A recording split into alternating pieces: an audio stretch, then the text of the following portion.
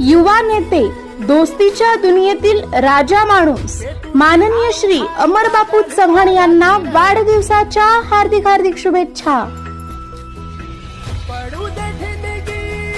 शुभेच्छुक श्री सूर्यकांत शेठ पाटील व मित्र परिवार.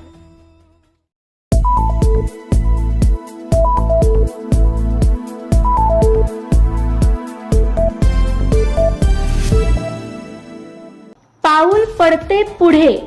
आता जिल्ह्यातही आमदार सुहास बाबर यांची चर्चा. नगरपालिकेनंतर आता महापालिकेतही गुलाल. सत्ता स्थापनेसाठी पालकमंत्री चंद्रकांत पाटील यांचा आमदार बाबर यांच्याशी संपर्क.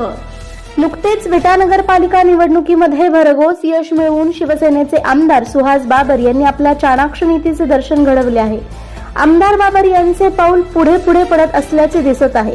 प्रथम त्यांनी आमदारकी मोठ्या मताधिक्याने मिळवली. त्यानंतर गेल्या 50 वर्षांपासून विटा नगरपालिकेवर एक हाती असणारी पाटील गटाची सत्ता बाबर यांनी उलथवून लावली. त्यानंतर महापालिकेमध्ये शिवसेना शिंदे गटाचे उमेदवार उभे करून निर्णायक उमेदवार निवडून आणले. त्यामुळे शिंदे गटाच्या विजयी उमेदवारांना महत्त्व प्राप्त झाले आहे.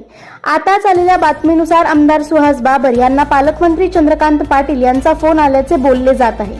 आमदार सुहास बाबर यांनी सांगलीमध्ये विजयी उमेदवारांचा सत्कार केला. त्यांच्याबरोबर आनंदोत्सव साजरा केला. त्यामुळे आता आमदार सुहास बाबर यांची जिल्हा स्तरावर चर्चा सुरू आहे. आगामी जिल्हा परिषद निवडणुकीतही बाबर गटाचा डंका वाजणार असल्याचे दिसत आहे. सांगली महानगरपालिकेमध्ये सुहास बाबर यांनी पहिल्याच प्रयत्नात शिंदे सेनेचे 2 नगरसेवक विजयी केले. एकदा खाल तर परत याल. चवीचं खाणार त्याला आम्ही देणार. ओम श्री गुरु माऊली मसाले. मटणाचा तांबडा पांढरा रस्सा असो की शाकाहारी रस्सा, चटणी फक्त ओम श्री गुरु माऊलीची. आमच्याकडे शुद्ध तेलात बनवलेली चटणी मिळेल. विविध प्रकारच्या शेवया मिळतील. विविध प्रकारच्या रश्श्यांसाठी लागणारे वाटण मिळेल. आम्ही अत्याधुनिक मशिनरीवर शुद्ध तेलात चटणी बनवतो. विविध प्रकारच्या मसाल्यांसाठी एक वेळ अवश्य भेट द्या. आमचा पत्ता ओम श्री गुरु माऊली मसाले सेंटर, विट्याचा राजा कॉर्नर, महात्मा गांधी विद्यालयाजवळ, विटा. संपर्क आपल्या स्क्रीनवर.